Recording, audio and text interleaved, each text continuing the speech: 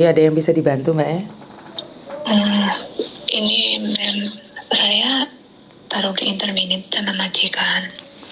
Oke, Dok, kamu tahu kan setiap kali telepon masuk ke saya secara langsung dan tidak langsung masuk di YouTube dan di Facebook. Jadi hati-hati, jangan pernah menyebut nama siapapun termasuk namamu sendiri karena saya tidak ingin setelah viral dan kamu minta take down. Oh iya, oke. Oke. Saya Yang putih nggak usah posisi dikasih. sekarang. Sebentar Mbak. Yang putih jangan dikasih ini aja. Tapi di bawah semuanya. Nah, oke. Habis itu ke Miss Amanda. Oke, Pak. Kenapa Mbak? Sorry. Sekarang saya posisi di interminit majikan. Dengan tuduhan mencuri. Waduh, oke, terus? 3 kali saya dituduh mencuri. Terus? Satu kali belum ada CCTV kan. Saya dituduh mencuri uang $500. Oke. Terus? Terus terakhir ini saya dituduh lagi $500. Oke, terus? Sekarang kan sudah ada CCTV. Dipasang CCTV 5. Di setiap ruangan ada CCTV-nya. Terus saya bilang cek CCTV, tapi tetap tidak percaya. Terus dia suruh saya cabia. Terus oke, gak apa-apa. Terus kan ini, saya kan intinya tidak merasa mencuri. Saya dituduh. Tadi kan saya ngomong sama majikan. Oke, saya dituduh. Di sini saya dituduh. Saya tidak terima. Apakah bisa Anda melaporkan saya ke polisi? Saya tidak takut. Begitu kan saya ngomong gitu. Terus kata si dia ngomong, ngapain lapor polisi? Kamu mau ngapain lapor polisi? Buat apa? Gitu kan. Oke, saya laporin gitu. Terus saya kira dianya lapor, malah dia curhat ke temannya. Nah, cicinya temannya itu suruh nasihatin saya supaya tidak lapor polisi. Terus saya disuruh minta maaf. Terus saya ngomong, maaf, kalau memang saya tidak melakukan, ngapain saya harus minta maaf gitu kan. Kalau saya melakukan, baru saya minta maaf, tapi saya tidak melakukan kesalahan apapun. Saya dituduh. Jadi saya harus membela diri saya, gitu kan. Terus gitu. Terus dia ngomong, terus tetap jangan lapor polisi, nanti itu masalahnya tambah gede, tambah ribet. Kamu di sini ngeluarin uang banyak, gitu kan. Terus tetap saya membela diri saya tidak, intinya kan saya Dok, entrymu aja cedek Dok, meletek suaramu. Saya kan sudah jelas di interminit, saya jelas besok keluar dari rumah ini kan. Jadi saya intinya mau bersihin nama saya lah. Dengan itu saya ngomong sama itu kan cecinya itu, enggak, pokoknya saya mau lapor polisi, mau jadi apa kayak apa saya tetap lapor polisi gitu kan. Terus saya lapor polisi. Majikan kan ngomong, lapor polisi ngapain? Polisi mana yang jam segini mau kesini, mau nolongin kamu begitu kan. Terus saya gini, itu ngomong, kamu sekarang hari ini masih saya bayar, jadi kamu belum boleh masuk ke kamar gitu kan. Terus dianya pergi, saya lapor sama polisi. Saya intinya bagaimana caranya ke polisi itu bisa datang ke sini gitu kan. Terus saya lapor polisi datang ke sini. Terus dianya ngomong, intinya interminit saya itu bukan karena menuduh mencuri, karena komunikasi saya yang tidak lancar gitu. Terus polisi bilang, kalau gini nggak usah lapor polisi, karena majikan kamu memutuskan kontrak kamu karena komunikasi, bukan karena kamu mencuri. Karena saya bilang sama polisi, kamu bisa cek CCTV kalau dia memang menuduh saya mencuri gitu kan. Tidak usah, tidak perlu. Terus saya tanya, ya kalau besok rekod saya itu pencurian, saya harus bagaimana? Enggak usah khawatir, ini cuma pemutusan kontrak karena komunikasi gitu kan. Terus saya mau nanya sama Miss Yuni, kalau kan ini kan mau diantar ke agent nanti. Kalau nanti saya itu hak saya itu diserahkan, rekod saya itu tuduhan dengan mencuri, saya harus bagaimana? Oke. Pertama, kamu menanyakan hak kamu atau dengan tuduhan mencuri dulu? Gimana, Mem? Kamu menanyakan hak-hak kamu atau kamu menanyakan tentang tuduhan mencuri dulu? Yang mana dulu yang harus aku jawab? Tuduhan mencuri aja dulu. Oke, tuduhan mencuri kan nggak ada laporan dari polisi, kan cuma ngomong aja. Ini yang pertama. Yang kedua, kamu sendiri yang telepon polisi, sebenarnya nggak seharusnya kamu ada rekod sama polisi. Kamu ditanyain KTP-mu sama polisi. Iya, tapi itu masalahnya KTP saya itu kan dipegang sama majikan, paspor saya juga dipegang sama majikan. Ngerti? Maksud saya adalah kalau kamu lapor polisi, tahu nggak kalau polisi itu akan mencatat rekod kamu dan kamu sebagai pelapor. Saya pribadi itu paling anti kalau laporan sama polisi, karena kita ada rekod di situ. Dan yang penelponnya itu bukan majikan, ini cece-nya yang telepon polisi. Ini sangat mengagetkan sekali, dimana kan dia cuma menuduh dan dia pengen nginterminate kamu, ya udah lo pergi aja. Kenapa harus telepon balik polisi? Berarti intinya kan kamu kecewa dan kamu ingin seolah-olah balas dendam bahwa saya itu tidak salah. Satu hal. Sebenarnya kita itu mencari pembenaran dan pembelaan pada diri sendiri. Apakah salah? Ya nggak salah untuk membentengi diri sendiri. Tapi kan kamu sendiri malah ada catatan di polisi, Mas sayang.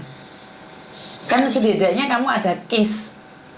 Dan suatu saat kamu bermasalah dengan majikan, di majikan baru, polisi itu sudah tahu bahwa kamu tuh suka sekali nelpon polisi. Paham nggak? Kenapa saya selalu bilang apapun tuh dengan hati yang tenang? Karena dengan hati yang emosi itu tidak akan membantu apapun, sayang. Ini kan kamu emosi, terpancing emosi kamu tuh. Kamu nggak ada rasa tenang-tenangnya sama sekali. Dituduh selagi nggak mencuri, bodoh amat. Ngerti nggak? Kenapa kamu harus membuktikan bahwa saya itu tidak salah? Saya itu tidak mencuri. Yang penting kamu tidak mencuri, ya udah. Padahal kan mereka bisa memberikan alasan lain. Karena banyak majikan yang menuduh mencuri, mereka itu tidak ingin membayar 1 bulan gaji. Itu alasan yang saya dapatkan. Bukan karena kamu itu mencuri. Dan mereka itu sengaja memancing kemarahanmu. Dan itu sebagai alasan bahwa kamu yang ngebreak. Ngerti nggak? Harusnya kamu dapat gaji 1 bulan notice, mereka bisa berbalik arah mengatakan bahwa kamu yang ngebreak karena kamu yang panggil polisi. Karena majikan akan bersilat lidah. Ngerti nggak, sayang? Saat di agent, tolong kendalikan emosimu juga. Diam dan mendengarkan. Kalau perlu direkam suara mereka.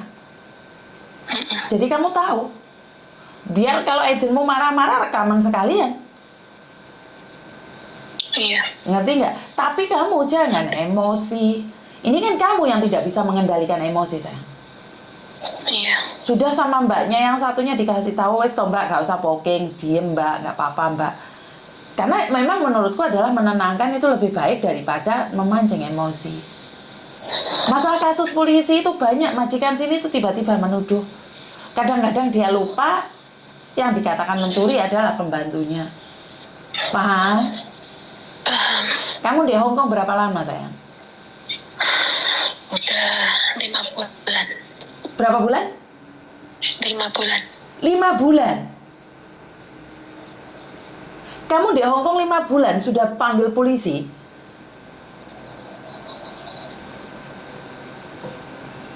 Halo? Halo. Kamu dulu mana, sayang? Taiwan atau Singapura? Saya belum pernah Saya non. Kamu non. Lah kok bisa berkomunikasi dengan polisi, dan kenapa pasti banget bahwa apa yang dikatakan majikanmu itu seperti itu, Dok? Atau kamu berpikir apa yang dikatakan majikan, atau kamu menduga? Bagaimana kamu tahu kalau masalahnya sebesar itu? Tak pikir kamu paham bahasa, sayang. Lah kamu di Hong Kong baru 5 bulan, Dok. Iya. Hah? Iya. Kamu di Hong Kong baru 5 bulan dan kamu panggil polisi. Oh, kaget saya. Lah tak pikir 5 tahun apa 15 tahun. Berarti kan ini memang komunikasinya yang kurang satu sama lain, sayang. Bukan berarti dia menuduhmu mencuri mungkin. Karena mungkin dia menanyakan, Cece, kamu tahu nggak uangku 500?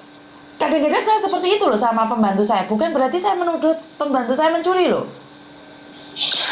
Tapi dia menuduh saya, Mem. Ngerti? Bukan menuduh, menanyakan dan menuduh itu beda loh, Dok.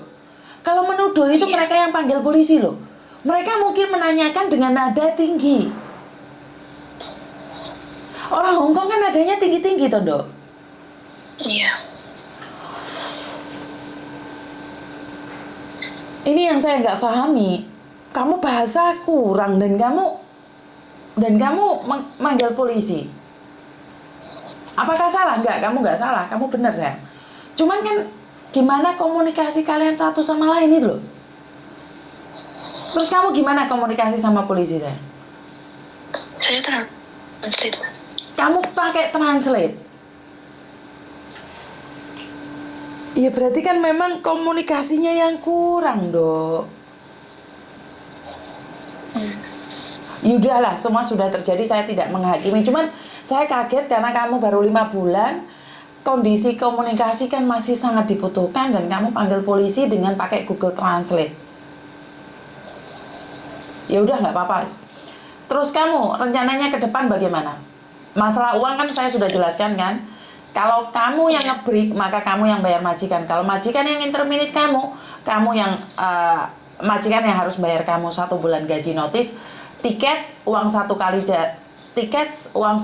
jalan $100 dan gajimu, serta uang cuti tahunanmu, mungkin 1 hari atau 2 hari. Kan kalau soal intermittent kan saya disuruh beres-beres sama majikan. Iya, beres-beres kan beda, Mbak. Karena kamu yang panggil polisi.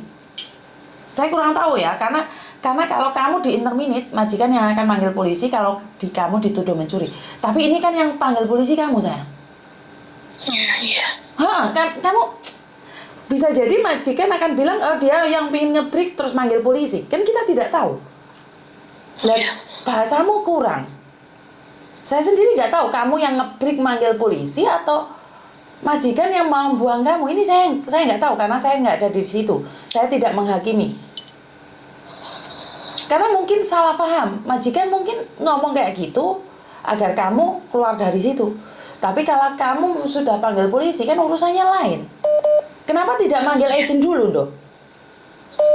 Saya sudah telepon agent tapi agent tidak respon. Oh, kamu sudah telepon agent dan agent tidak respon. Terus saat kamu panggil polisi, agentmu respon nggak, Dok? Enggak. Sampai sekarang pun belum respon? Enggak respon, Mem. Makanya saya bingung. Oh, kayak piye tuh, Rek? Aku udah telepon berapa kali kan? Sudah telepon. Aku sudah ceritakan kalau gini. Aku sudah ceritakan. Terus dia nggak respon. Nggak balik aku telepon aku atau gimana, nggak respon, Mem. Sama sekali tidak memberikan respon apapun ke kamu? Tidak memberikan respon apapun ataupun memberi solusi apapun kepada saya. Makanya kalau kamu telepon aku dari awal, aku nggak ngizinin kamu telepon polisi. Biarkan majikanmu yang interminate, biar mereka yang bayar kamu. Tapi kamu yang telepon polisi, ini saya tidak tahu kasusnya mau dibawa kemana. Aku tidak yakin majikanmu menuduh kamu mencuri. Mungkin majikanmu menanyakannya. Jadi kadang-kadang orang karena bahasanya orang Hong Kong sangat kasar. Tapi bukan berarti mereka menuduh. Tapi kan siapa lagi yang ditanyain selain kamu di situ, sayang? Maksud saya seperti itu gitu loh. Iya, tapi kan ini apa? Kan yang pertama kan gitu. Iya, bilangnya siapa lagi kalau bukan Anda yang mencuri uang anak saya. Selain Anda tidak ada yang memasuki kamar anak saya gitu kan. Ngerti, maksud aku adalah angel ya, memang bahasanya angel. Saya sendiri nggak bisa ngomong apa-apa. Ya udahlah, sudah terjadi. Dan kapan kamu dibalikin ke agent? Karena kita nggak bisa membahas yang sudah terjadi. Terus kapan kamu dibalikin ke agent? Ini nunggu majikan. Hari ini kamu dipulangkan? Iya. Ya udah, ntar kalau kamu sudah di agent, untuk kejelasannya kamu datang aja ke rumah singgah kalau pas saya ada di rumah. Kita ngobrol lebih jelas lagi. Soalnya saya rasa kasusmu nggak segampang ini. Saya tidak tahu apakah agentmu akan membaik, akan seperti apa. Karena memang di sini saya ngelihat malah kamu yang salah, sayang. Karena kamu yang panggil polisi gitu. Bukan karena kamu tidak dianiaya dan tidak diapa-apakan, panggil polisi kan ya juga aneh. Orang yang dianiaya malah nggak berani panggil polisi. Kamu yang 5 bulan terjadi perselisihan, kamu panggil polisi. Makanya kan kaget saya. Iya. Jadi saya tidak akan menghakimi, saya tidak tahu apa yang terjadi. Saya cuma ingin bilang, jangan gerusah-gerusuh kamu kalau kamu ambil keputusan. Kecuali kamu memang siap untuk pulang Indonesia. Kamu sudah siap kan pulang Indonesia? Sudah, Mem. Sudah ya, ya udah nggak apa-apa. Karena kalau memang sudah siap, apapun yang terjadi ya wis nggak apa-apa lah. Ya coba pulang dulu ke agentmu hari ini dan kamu telepon saya atau kamu datang ke rumah saya kalau butuh bantuan lagi. Ngerti nggak? Sekarang karena masalah sudah terjadi, kita nggak bisa bantu apa-apa. Iya. Ngerti nggak, Iya, sayang? Mem. Ada yang lain lagi? Iya. Tidak, Mem. Makasih. Yo, bye-bye. Bye-bye. Oke, saya tidak berani menghakimi karena saya tidak ada di posisi dia dan saya tidak ada di situ. Jadi saya mendengarkan dari mbaknya saja, di mana jujur saya kaget, anak baru 5 bulan panggil polisi, kondisi dia tidak bisa bahasa. Saya kurang tahu siapa yang salah, siapa yang benar, dan di mana salahnya, di mana benarnya. Saya nggak berani memberikan komen. Saya cuma ingin bilang ini adalah gerusah-gerusu, kurang sabar, atau memang tidak begitu membutuhkan untuk tentang uang ya. Jadi kalau orang tidak begitu butuh uang kan kasarnya ngomong, oh serah seneng ya barbaro, gak apa-apa. Jadi ya beda sama orang yang sangat membutuhkan uang untuk bekerja, tujuannya memang mencoba untuk bertahan. Jadi saya tidak berani menghakimi siapapun karena saya tidak berhak untuk menghakimi karena saya bukan hakim. Tapi dari sebuah cerita ini saya bisa berkata bahwa kesabaran diperlukan, kekuatan hati diperlukan, ketenangan jiwa diperlukan. Makanya banyak orang yang bilang kejiwaan seseorang tidak bisa dilihat dari cara dia berbicara dan tidak bisa dilihat dari cara dia konten. Itu benar yang dikatakan salah satu netizen komen. Karena memang semuanya itu tidak bisa dilihat dari awalnya aja. Tapi jangan lupa, orang akan melihat awalnya aja. Orang tidak akan melihat hatinya. Kalau awalnya aja sudah seperti itu, apalagi hatinya. Walaupun kadang-kadang hatinya lebih baik. Tapi kalau kita sudah nadanya kasar, seperti saya dulu yang ketus, yang arogan, mereka tidak kenal saya, mereka tidak tahu saya. Setelah mereka kenal saya, oh iya katanya Miss Yuni baik, Kak Dewa itu baik. Tapi kalau orang luar sana pasti ngerasa nih, wong sombong men, wong kok sok tahu men. Tapi ya sudahlah, itu adalah penghakiman. Tidak ada yang salah karena setelah ada orang bilang don't judge the book by the cover. Tapi kan orang lihat covernya dulu, covernya aja kayak gitu, otomatis kan dalemannya kurang lebih, walaupun dalemannya bagus. Tapi untuk mengetahui dalemannya kan butuh waktu yang sangat lama. Jadi buat teman-teman yang ada di Hong Kong sini, saya selalu meminta kesabarannya ditambahin, emosinya diturunin, egonya diturunin. Jangan bikin kita sendiri sedih dan susah. Tapi karena mbaknya bilang sudah siap pulang Indonesia, berarti kan memang semua sudah direncanakan. Itu aja dari saya. Kurang lebihnya saya minta maaf dan Salam damai sejahtera, kuatkan hati. Wassalamualaikum warahmatullahi wabarakatuh. Berkat Tuhan mengalir atas hidup kita semua. Semoga semua makhluk hidup bahagia dan terima kasih. Bye-bye. Halo.